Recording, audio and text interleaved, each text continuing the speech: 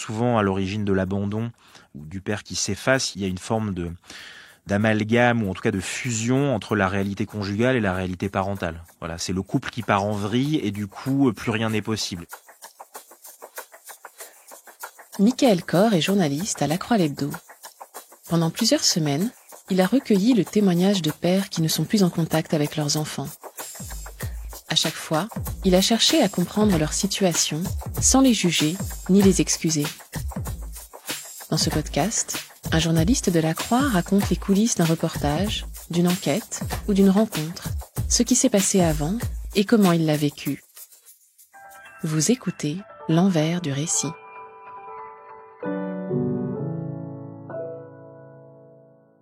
Bonjour, je m'appelle Michael Kor et je suis journaliste à La Croix l'Hebdo. L'enquête que je vais vous raconter, en fait, son idée, elle est née dans un train qui me ramenait de Mulhouse. Et j'étais avec mon éditrice Victoire Lemat. On venait de faire une rencontre dans une librairie sur le thème de la police. Et en fait, on parlait d'un article qui venait de paraître sur les mères isolées, les mères qui élèvent seules leurs enfants. Et donc Victoire Lemat me dit... En fait, on entend toujours parler des mères, on entend toujours parler les mères, mais en fait, on n'entend jamais les pères. Qu'est-ce qu'ils ont à dire, pourquoi ils sont partis, etc. Je trouvais que la question était excellente, d'une part parce que c'est vrai, et d'autre part parce que c'est un article que j'ai jamais lu. Et comme beaucoup d'idées excellentes, je l'ai oublié. On est arrivé à Paris, la vie a repris son cours. Je me suis mis sur d'autres articles. Et en fait, cette idée, elle m'est revenue lors d'une conférence de rédaction à la Croix l'Hebdo. Donc, c'est ces moments où on est tous autour de la table avec les chefs, tous les rédacteurs, les concepteurs graphiques aussi, ceux qui, les responsables de la photo. Puis, on réfléchissait à ce qu'on allait faire en lien avec les émeutes de l'été 2023, puisque il y avait un jeune, donc Naël Merzouk, de 17 ans, qui avait été tué par un tir policier après un refus d'obtempérer. Ça avait généré des violences urbaines. Et à ce moment-là, on s'était remis à parler dans la presse, dans certains articles, du fait que beaucoup de jeunes qui avaient pris part à ces violences urbaines vivaient en fait dans des familles monoparentales. Et les chiffres nous sont arrivés d'ailleurs un peu après l'été du ministère de la Justice sur les un peu plus de 1000 jeunes interpellés lors de ces violences.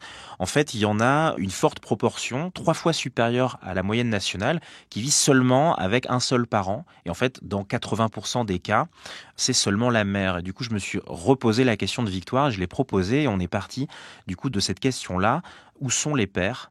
Avec cette idée que le but dans cet article, c'était de rencontrer des hommes qui avaient abandonné leurs enfants ou qui, pour une raison ou pour une autre, ne vivaient plus avec eux et de les faire parler pour comprendre pourquoi, comprendre quelle est leur sociologie, etc. L'idée a tout de suite suscité un certain enthousiasme à la rédaction, ce qui est toujours bon signe vu que mes chefs et mes collègues sont mes premiers lecteurs. Le seul problème, c'est que j'ai passé une première semaine un petit peu difficile parce que je n'en trouvais pas. Il n'existe pas en France d'association de pères absents ou d'amicales des pères qui ont abandonné leurs enfants. Les seuls pères qu'on trouve dans ce cas-là, ce sont des pères qui se battent pour obtenir un droit de visite sur leurs enfants dans le cas de situations extrêmement compliquées et conflictuelles dans le couple. Mais en fait, c'était un petit bout de la lorgnette. C'était pas, voilà, moi je voulais de manière beaucoup plus massive voir aussi des hommes qui sont tout simplement partis.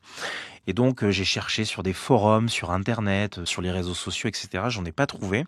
J'ai fait un appel à témoins dans le journal en disant, voilà, je cherche des hommes qui sont pères, qui, pour une raison ou pour une autre, ont plus de lien avec leurs enfants. J'ai eu beaucoup de retours, mais beaucoup de retours hors sujet, mais qui sont quand même touchants, il faut les raconter. C'est-à-dire des hommes qui, parce qu'ils ont travaillé, par exemple, dans la marine marchande, m'ont appelé en me disant, mais en fait, voilà, j'ai pas toujours été aussi présent que je voulais pour mes enfants. Et moi, avant d'être journaliste, je suis sociologue, donc quand je travaille sur des concepts, mon but c'est qu'ils m'aident à travailler, c'est pas qu'ils soient vrais tout le temps ou c'est pas de dire aux gens comment ils doivent vivre leur vie. Donc en fait, ces pères-là, je leur disais, mais en fait, quand moi je mets le terme père absent, c'est pas pour juger des situations. C'est-à-dire que moi je cherche des pères qui payent pas de pension alimentaire, qui sont vraiment pas là, qui ont aucun lien. Donc vous, vous êtes peut-être pas aussi présent que vous auriez voulu, mais en fait, vous avez participé financièrement à l'éducation de vos enfants. Je sais pas, vous aviez un lien avec eux. Ah bah oui, je leur écrivais toutes les semaines. Donc je leur disais, monsieur, je suis au regret de vous annoncer que d'après ma définition dans cet article, vous n'êtes pas un père absent. Voilà, même si évidemment réfléchir à comment on a élevé ses enfants, c'est des questions intéressantes, mais c'était pas le sujet de cet article.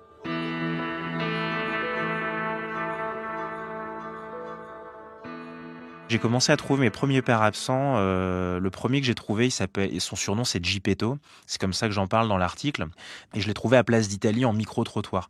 Je me souviens, c'était un jour, il commençait à pleuvioter, et puis c'est vers 14 heures. Ça faisait une semaine et demie que je trouvais personne. Et du coup, je suis parti du travail et je me suis dit, je vais aller dans la rue. Et tous les hommes que je rencontre, je vais leur poser la question, est-ce que vous êtes un père absent?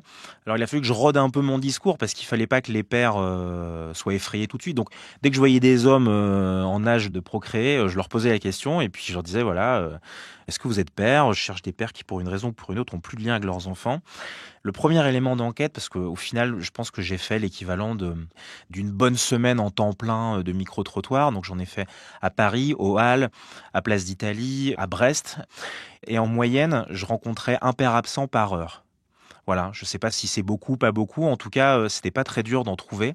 Après, ce qui était plus compliqué, c'était d'en trouver qui acceptent d'en parler avec moi. Il y a beaucoup de pères absents qui ont pris mon numéro de téléphone et qui m'ont promis qu'ils me rappelleraient, qu'on prendrait rendez-vous et qu'on se verrait. Une bonne vingtaine. Et en fait, il n'y en a aucun qui l'a fait. Personne ne m'a jamais rappelé. Et les seuls pères qui m'ont parlé, au total, il y en a une dizaine. Certains que j'ai aussi trouvés, un par l'appel à témoins dans la Croix et un autre aussi via une association ATD Quart Monde. Mais en fait, ceux qui m'ont parlé, c'est des gens qui ont accepté de me parler tout de suite. C'est-à-dire, je les ai rencontrés, puis ils ont pris 1 heure de leur temps ou 2 heures et on a discuté.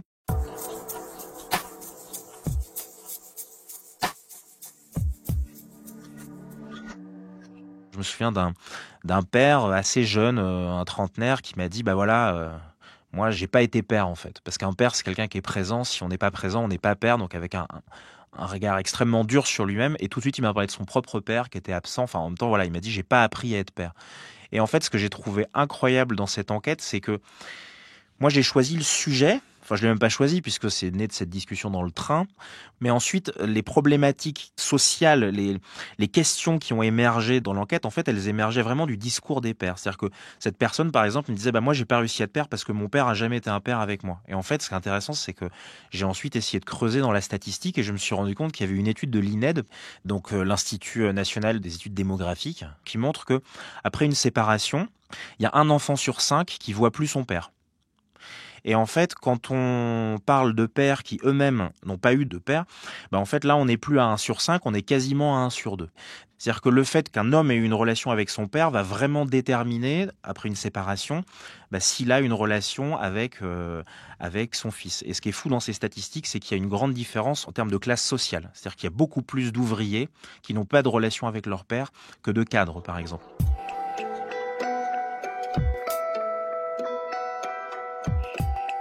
À chaque fois que je rencontrais comme ça des personnes, j'essayais ensuite d'aller creuser les problématiques sociales qui émergeaient. Et les 2 premières qui ont émergé, et c'est pas celles auxquelles je pensais, parce que quand on pense au père absent, on pense beaucoup plus à la question de l'autorité, à la question de l'évolution de notre société, la place du père. Enfin, c'est souvent ça, en fait, dans les articles qu'on lit sur ce sujet.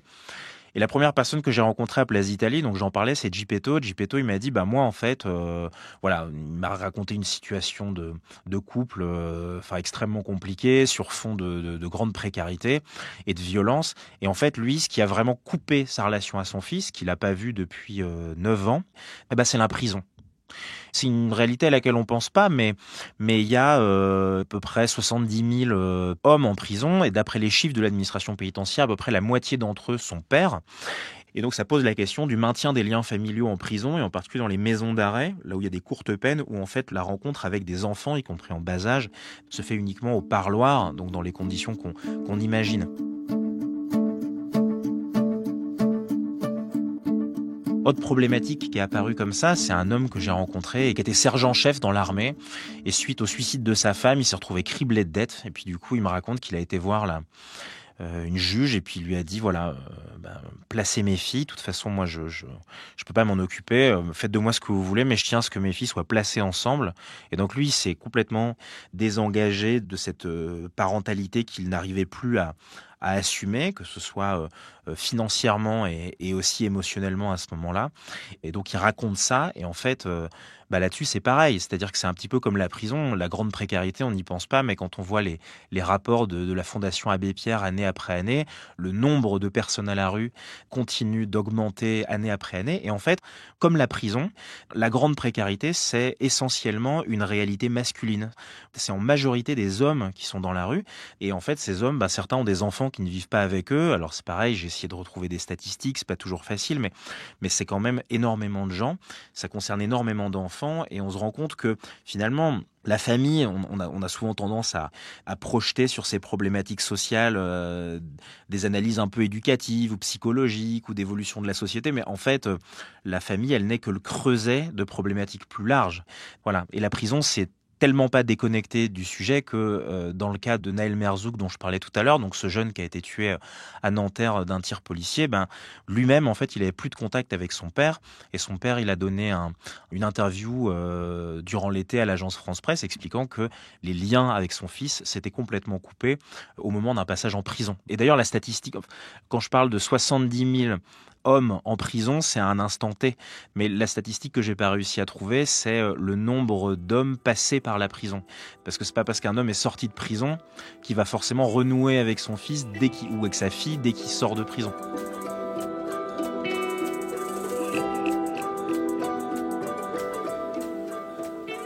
Une autre problématique sociale qui a émergé, là j'étais dans la banlieue d'une ville française en train de discuter avec un père, on est autour de la table, ce père c'est un grand colosse qui me reçoit en robe de chambre et on parle du fait que voilà, il y a eu une plainte à la gendarmerie mais c'est pas très clair et puis il n'y a pas eu de procès encore mais il voit plus sa fille parce que son ex-femme et puis là il y a beaucoup de noms d'oiseaux, enfin voilà une situation extrêmement confuse puis à un moment donné je lui dis monsieur en fait je comprends pas.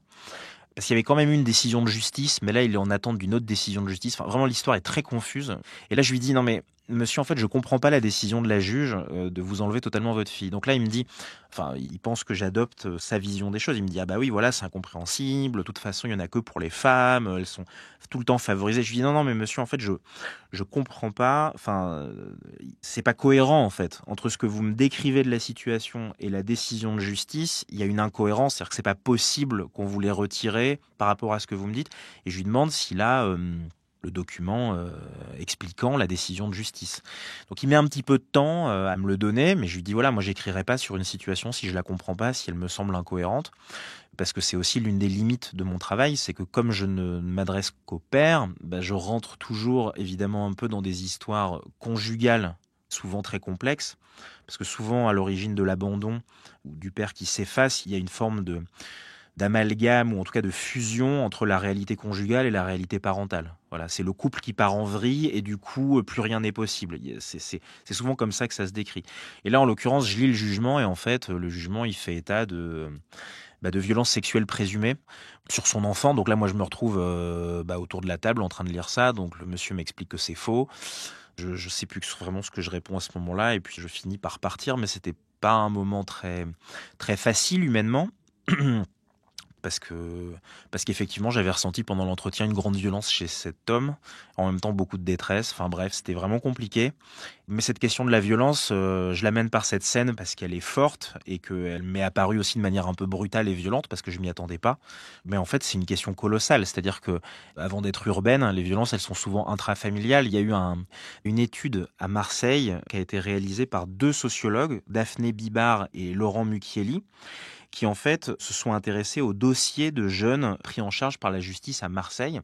Ils ont épluché 500 cas de mineurs délinquants. Et ils se sont intéressés à qui sont ces gamins en fait, qui sont ces jeunes, quel est leur contexte social, économique, qui sont leurs parents, etc. Ils se sont rendus compte que dans quasiment la moitié des cas, les gamins délinquants avaient été victimes de violences. C'est une banalité peut-être de le dire pour certains, mais c'est vrai que le fait de le montrer statistiquement comme ça, c'est implacable. Quand je suis revenu après avec tout ce matériau, avec tous ces visages et toutes ces histoires en tête à la rédaction, au début j'avais dans l'idée de construire 2 articles. Un article très humain, la parole aux pères, voilà, les pères qui sont partis et qui parlent, en disant voilà, c'est mon travail de journaliste, de donner la parole à ceux qui l'ont pas pour être dans une forme de dialectique en disant ils ont raison face aux maires. Mon article est pas militant, mon article c'est juste de dire leur parole n'existe pas dans le débat public, faisons-la exister et sans doute que ça nous amènera à mieux comprendre le phénomène. Mais pour aussi la contextualiser, je trouvais ça intéressant de l'accompagner d'un autre article statistique sur les pères absents, ils sont combien, c'est qui, combien de pères sont passés par la prison. Enfin voilà, essayer de documenter ça. Parce que en fait, sans ces chiffres, on comprend pas quel est le problème. Par exemple, on parle des familles monoparentales, mais en soi, que des enfants vivent avec un parent, c'est pas nécessairement mal. Que un enfant vive avec des adultes qui sont pas forcément son géniteur. Enfin, je veux dire, après la guerre, il y a plein de gens qui ont été élevés par leur mère et leur grand-mère. Et il y a des personnes qui sont devenues des gens tout à fait équilibrés, qui n'ont pas manqué d'amour, etc. Même si leur père leur a manqué. Enfin voilà, l'idée c'était surtout pas de juger des situations individuelles, mais par contre de pas se tromper. C'est-à-dire qu'en France, 40,5% des enfants qui vivent dans une famille monoparentale sont pauvres. C'est-à-dire que quand on parle des familles monoparentales avec à leur tête une femme, on parle souvent de réalités précaires. Et du coup, l'enjeu de l'absence des pères, enfin en tout cas de la questionner, c'est un enjeu aussi qui est d'abord de sécurité matérielle, etc., etc. On n'est pas que sur des questions d'équilibre psychologique ou éducatif. Et en fait, au bout d'un moment, je me suis rendu compte que je pouvais pas faire 2 articles. Un humain, un statistique, ça marchait pas. Pour comprendre vraiment cette réalité telle que je voulais la décrire, il fallait mêler les deux. Il fallait à chaque fois qu'on ait une entrée très humaine, avec le visage de Geppetto, le visage de d'autres pères, et puis à un moment donné, qu'on rappelle un peu les faits, qu'on redonne le contexte, qu'on monte un petit peu en généralité pour essayer de comprendre et de déconstruire aussi un peu des discours. Je pense que voilà, au moment des émeutes liées à la mort de Naël, les discours politiques sur le retour à l'autorité, sur le besoin d'autorité dans les familles, etc., etc. Quand on voit le niveau de violence dans certaines familles, on se demande si ces discours sont toujours bien ajustés. C'est-à-dire que est-ce que des gamins qui n'ont pas de père ou qui ont un père absent ou qui ont un père en prison ou qui ont un père en grande précarité, est-ce que ce qui leur manque, c'est une sorte de père fouettard qui vient leur mettre des baffes comme le suggérait un préfet très inspiré à ce moment-là, ou est-ce que ce qui leur a manqué, c'est tout simplement un parent aimant qui s'intéresse à qui ils sont et qui éventuellement partage une activité avec eux et effectivement pose un cadre. Mais ça fait partie de la parentalité, c'est pas... Enfin, en tout cas, la manière d'en parler était à questionner aussi.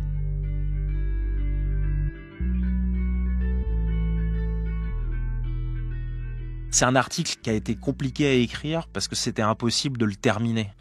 Il n'y avait pas vraiment de fin à cet article, c'est-à-dire que je conclus pas en disant voilà ce qu'on pourrait faire, voilà comment ça pourrait mieux marcher. Enfin, c'est un article qui est davantage descriptif, qui est là pour poser un problème. C'est un peu un article en forme de point d'interrogation. Et du coup, je me suis un peu retrouvé avec ma feuille et vraiment, j'avais pas de fin, ça chutait pas. Et là, je me suis souvenu d'un témoignage que j'avais évacué. Parce que c'était un père qui se considérait comme absent qui m'avait téléphoné, et puis je lui avais dit « non, monsieur, vous n'êtes pas absent, parce que vous l'avez jamais été ». Cet homme, il s'appelle Philippe. C'est pas le même que celui dont je parlais tout à l'heure, mais c'en est un autre à qui il a fallu que je dise, voilà, en fait, vous rentrez pas dans ma catégorie, même si votre histoire, elle est intéressante. En fait, je me suis rendu compte, en fait, ce père, il mérite d'être dans cet article. Il n'est pas absent, donc en fait, c'était vraiment une histoire très banale. C'est-à-dire qu'il y avait eu un divorce qui avait été très difficile pour lui. Les premières fois que ses enfants venaient chez lui, en fait, il avait beaucoup de mal à ne pas pleurer. Et du coup, il n'arrivait pas à être père. Mais ça a duré 2 mois et après, ça s'est résorbé. Enfin, au début, je me suis dit, je veux dire, humainement, ce que vit cet homme est évidemment bouleversant, mais je vois pas très bien en quoi c'est de nature à être une information intéressante, etc. Et en fait, j'ai relu un peu mes notes et à un moment donné, il me dit, voilà, j'ai pas été un père absent, peut-être, mais j'aurais pu le devenir. Et l'une des choses qui l'a aidé à ne pas être absent, c'est en fait son propre père à lui et ses parents qui, au début, quand ses enfants venaient chez lui et que lui, il n'arrivait pas en fait à être père avec ses 2 enfants qui étaient petits en plus, tout seul, et en fait, il venait en mode relais. Puis il me raconte cette scène sur laquelle je termine cet article, où en fait, ses 2 enfants passent la porte et puis il y a son père à lui qui dit bon, les enfants, qui veut aller cueillir des pommes avec papy? Voilà. Et du coup, je me suis rendu compte que le seul élément en tout cas, l'un des éléments un peu de solution qu'il y avait, c'est que souvent les pères, ce qui les a aidés à ne pas être absents en dehors d'un modèle, et puis d'éviter d'être dans la précarité ou d'autres contextes plus violents, c'est en fait d'avoir des relais, des personnes relais, une sorte d'aide extérieure. Je trouvais que c'était une belle manière de conclure.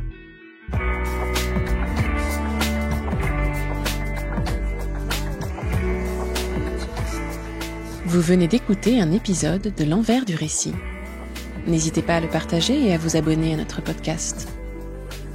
L'enquête de Michael Kor sur les pères absents est à lire sur le site et l'appli La Croix. Vous trouverez le lien dans le texte de description qui accompagne ce podcast. L'Envers du récit est un podcast original du quotidien La Croix.